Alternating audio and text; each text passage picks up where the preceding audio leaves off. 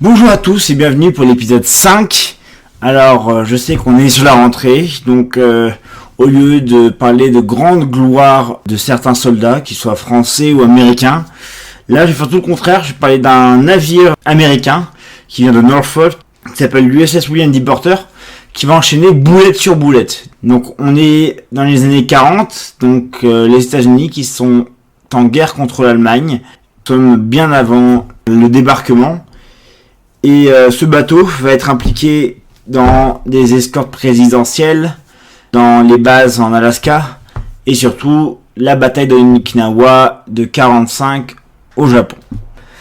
Maintenant, j'espère que cette petite mise en bouche vous a plu. Maintenant, on va passer à l'histoire principale. J'espère qu'elle vous plaira. Nous sommes à Norfolk, aux USA, en novembre 1943. Nous sommes sur le pont du destroyer, l'USS William D. Porter. Messieurs, c'est la première grande mission de notre bâtiment.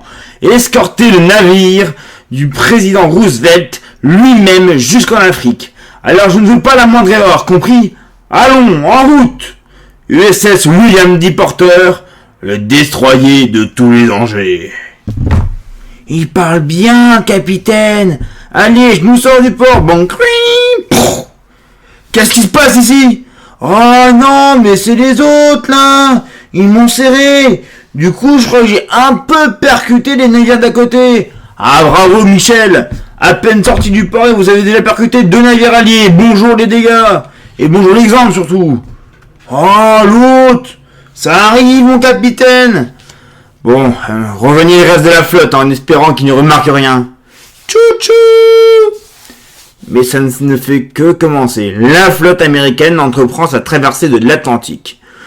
Le voyage se déroule à merveille, monsieur le président. Nous avons bien indiqué à la flotte de ne faire aucun bruit, pas même un signal radio, pour ne pas alerter l'ennemi. Nous devrions arriver sans encombre.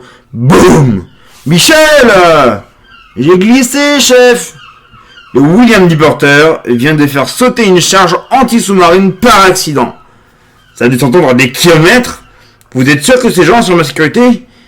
À bord de l'Iowa, il est temps de rassurer le président Roosevelt. Monsieur le président, vous êtes en sécurité. Pour le prouver, nous allons simuler une attaque sur notre navire, l'Iowa. Vous verrez que nous sommes parés. Le William D. Porter se retrouve dans l'équipe des attaquants, c'est qui doit perdre.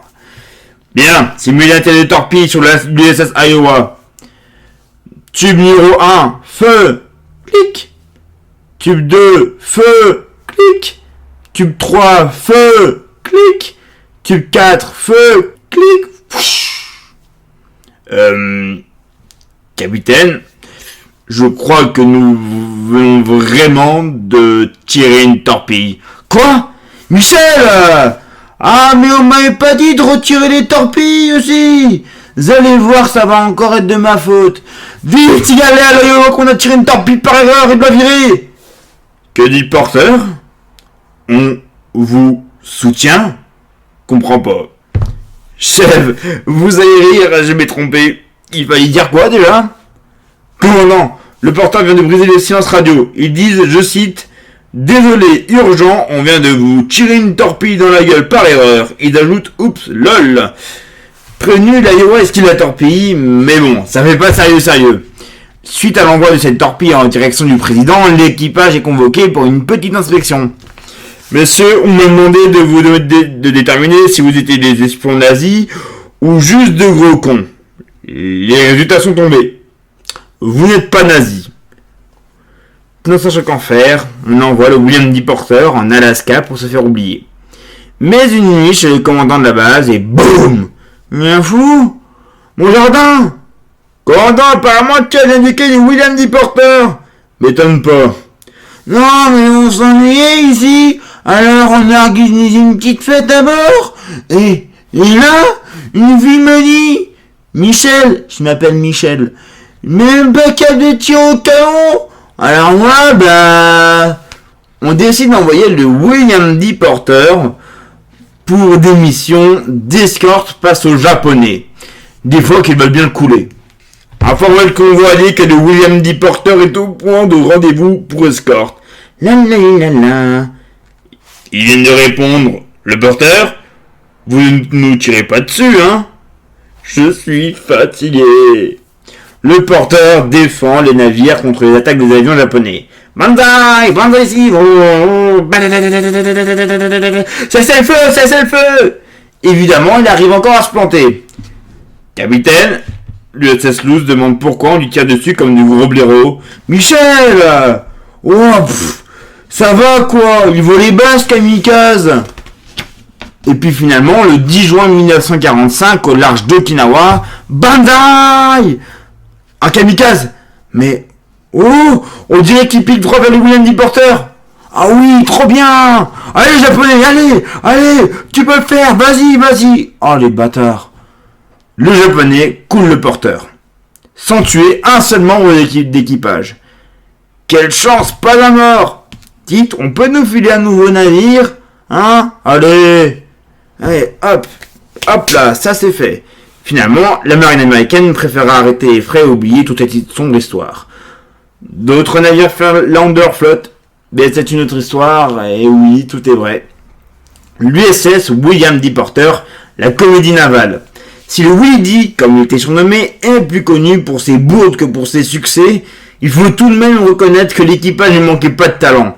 D'abord parce que ses membres ont réussi à expliquer que toutes leurs mésaventures étaient causées par la malchance, une malchance qui fait tirer sur d'autres navires et envoyer des torpilles sur le président.